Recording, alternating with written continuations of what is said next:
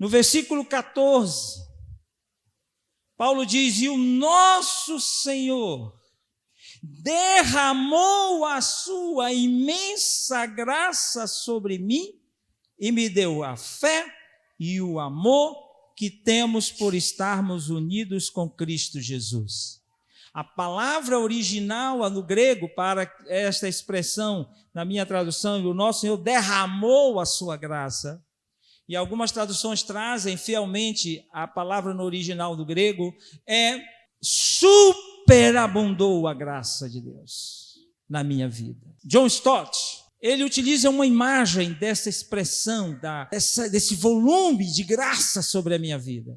E John Stott diz assim, que é como um rio numa grande enchente. Aquele rio que vai muito mais, a água vai muito mais além das suas margens. E quando aquele rio vem descendo violentamente, ele vai levando tudo e causa uma grande destruição. Essa é a imagem que John Stott usa para essa imagem do volume da graça, essa graça que transborda, essa graça que vem sobre a minha vida. A diferença dessa imagem é que a correnteza causa destruição, morte, mazela. Mas a graça de Deus é esse transbordar que traz principalmente duas coisas que Paulo diz: fé e amor por estarmos unidos com Cristo Jesus. Essa graça, esse volume precioso da manifestação da misericórdia de Deus muda, transforma, faz a nossa vida mais feliz, faz a nossa vida realmente que vale a pena ser vivida. Esta é a graça de Deus. Amém, irmãos? Aí no verso 15, Paulo diz assim: o ensinamento verdadeiro e que deve ser crido e aceito de todo o coração é este. Qual é, então, o ensinamento? Essa é a conclusão, é a síntese, é aquilo que Paulo diz: Timóteo, olhe para isso aqui é um ensino básico, verdadeiro, essencial. Qual é? Cristo Jesus veio ao mundo para salvar os pecadores, dos quais eu sou o pior.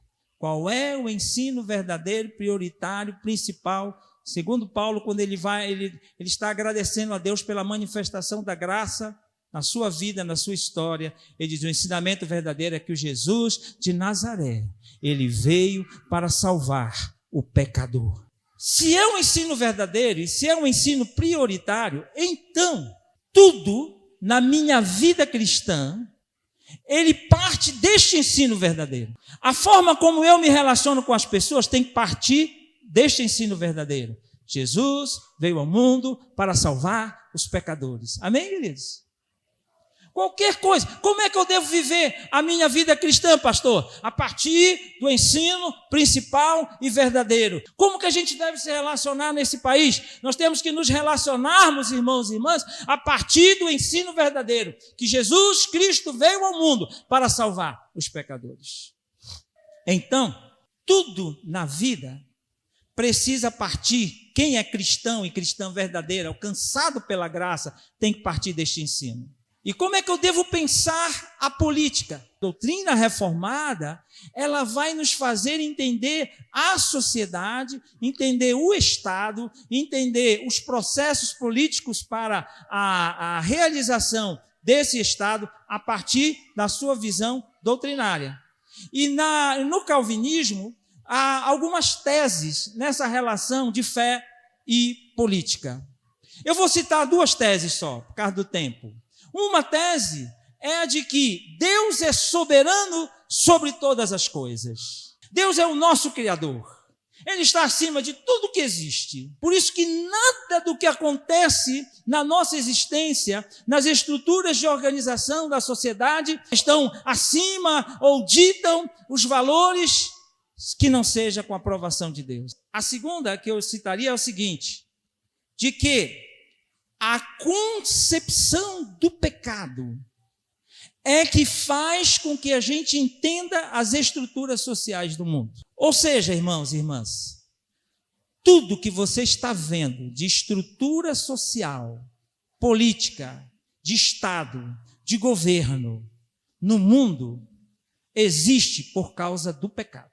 As leis existem por causa do pecado humano. Abraham Kuyper, que eu vou citar agora várias coisas sobre Abraham Kuyper, que é um teólogo holandês, calvinista, tem um livro muito conhecido, Calvinismo.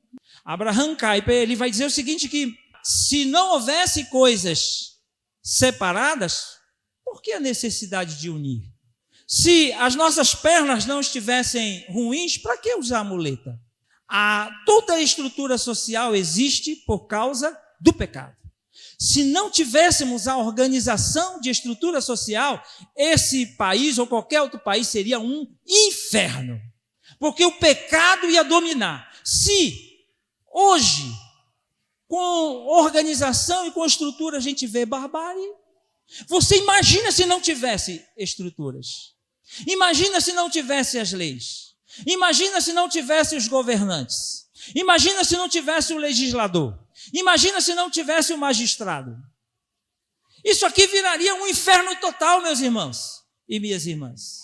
Então, a política e a estrutura de governo, ela não é para aumentar o pecado, mas é autorizada por Deus para instrumento da graça comum de Deus para as pessoas. Então, política, governo, quem exerce autoridade sobre a sociedade, está ali como instrumento da graça de Deus.